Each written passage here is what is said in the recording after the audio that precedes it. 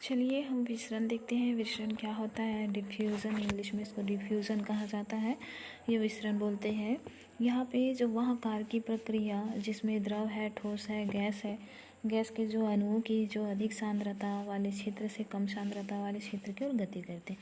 इसमें द्रव है, ठोस है, गैस है, ये सब क्या करते हैं? अधिक सांद्रता वाले क्षेत्र से कम सांद्रता वाले क्षेत्र की ओर गति करते हैं। और वह तब तक होती रहती है जब तक कि क्या हो जाते हैं? पदार्थ के अणु में उपस्थित स्थान में समान रूप से ना हो जाए, समान रूप से विस्तृत ना हो जाए, तब तक से ये क्या करते हैं? गति करते हैं। अधिक सांद्रता से कम सांद्रता वाले क्षेत्र में गति करते रहते हैं। और ये जब तक गति करेंगे पदार्थ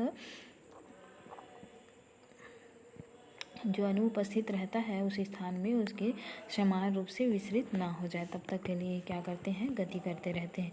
जैसे उदाहरण के लिए हम देख सकते हैं यहाँ पे इत्र के बारे में। परफ्यूम सभी लोग जानते होंगे। तो ये क्या होता है? ये जो परफ्यूम होता है उसको कमरे में के कोने में खोला जाता है और कुछ समय के पश्चात कमरे के अन्य कोनों में इत्र की खुशबू फैल जाती है। तो ये किसका एग्जाम्पल है? विसरण का। इसी प्रकार जब जल में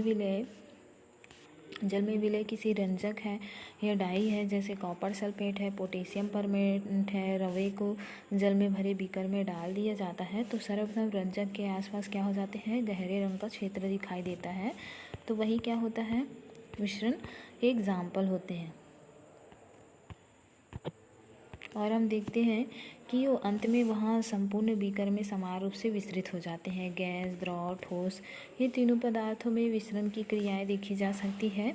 गैसों का विसरण गैसों में बहुत तेज़ी से होता है, क्योंकि जो गैसों के अणुओं को दूर दूर स्थित होने के कारण ये क्या हो जाते हैं? बीच में आकर्षण बल कम लगने लगता है। ठीक है, गैस के अणु क्या हो जाते हैं? दूर दूर होते हैं, तो इस वजह से इसमें आकर्षण बल भी क्या हो जाते हैं?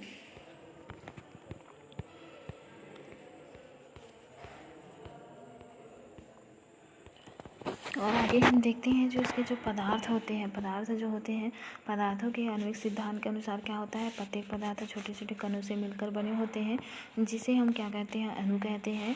एक स्थिर गति की अवस्था होती है जो मुक्त ऊर्जा पर निर्भर करता है। जैसे किसी पदार्थ की मुक्त ऊर्जा को रासायनिक विभव में के नाम से भी जाना जाता है। यह जो मुक्त ऊर्जा जो होता है वो तापक्रम है, दाब है, प्रति इकाई क्षेत्रफल में उपस्थिति है, ये सब क्या होते हैं? वहाँ पे उपस्थित होते हैं, देखे जा सकते हैं। इसमें यहाँ पे इसका डेफिनेशन देखते हैं विसरण का। तो विसरण का डेफिनेशन क्या होता है?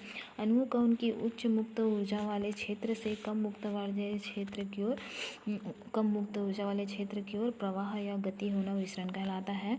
और विसरण तब तक होता रहता है जब तक कि वहाँ के जो मतलब पदार्थ उपलब्ध होते हैं, स्थान उपलब्ध होते हैं, उनके समान रूप से वितरित ना हो जाए, तब तक से वो क्या होते रहते हैं? विचलित होते रहते हैं। इसमें हम देख सकते हैं कि इस अवस्था में क्या हो रहा है कि इसके दाएं और बाएं गति कर रहा है ना। इस तरह से इसमें हम यदि परफ्यूम को डाल के भी रखते हैं तो वो पूरी चारों ओर क्या हो जाते हैं? फैल जाते हैं। तो यही विसरण होता है। विसरण दाब क्या होता है? तो विसरण दाब जो होता है वो क्या होते हैं? विसरण दाब जो होता है, विसरण करने समय आयन और अणुओं के कारण विसरण के मध्य एक दाब उत्पन्न होता है, जिसको विसरण दाब कहते हैं। जब कोई भी जो पदार्थ होता है, आयन और अणुओं के मध्य क्या होता है? विसरण के माध्यम से एक दाब लगता है, जिसको विसरण दाब या डीपी बोला जाता है। विसरण दाब जो होता है वो क्या करते हैं? विसरण करने वाले अणुओं की संख्या है या सांद्रता के समानुपाती होते हैं। और विसरण क्रिया सदैव अधिक विसरण दाब से कम विसरण दाब की ओर वाले क्षेत्र की ओर, अर्थात विसरण दाब प्रवणता की ओर गति करते हैं। तो इस तरह से ये होता है। जैसे एग्जांपल और ले सकते हैं हम गुब्बारे का। जैसे गैस से भरे गुब्बारे के अंदर उपस्थित गैस है, गैस का विसरण दाब उसके बाहर उपस्थित गैस के विसरण दाब से सदैव कम होता है। तो किसी कारण गुब्बारा फट जाता है तो उसमें अत्यधिक विसरण दाब उत्पन्न होता है। तो इस तरह से ये चलता रहता है और जान सकते हैं हम। ठीक है, तो उपस्थित विसरण इसी प्रकार किसी विलायक का विसरण दाब और एक विलयन में उपस्थित विलायक के विसरण दाब से हमेशा अधिक होता है। तो इस तरह से ये पाया जाता है। उत्प्रेरित विसरण दाब किसको बोला जाएगा? जिसमें यह विसरण कोशिका कला में उपस्थित विशिष्ट कला प्रोटीन है की सहायता से होती है, जिसे पोरिन्स कहा जाता है।